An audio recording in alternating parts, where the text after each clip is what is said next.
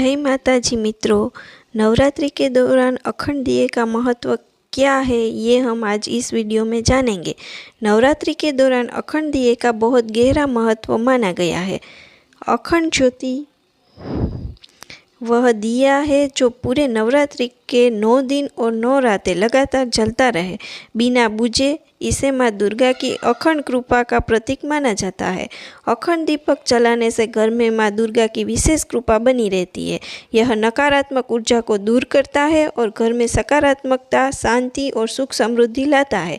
दीपक की लो माँ के तेजस्वी स्वरूप का प्रतीक है जो साधक को बल, बुद्धि और महत्व प्रदान करती है। धार्मिक मान्यता है कि अखंड दीपक जलाने वाले घर में लक्ष्मी का वास रहता है और दरिद्रता दूर होती है।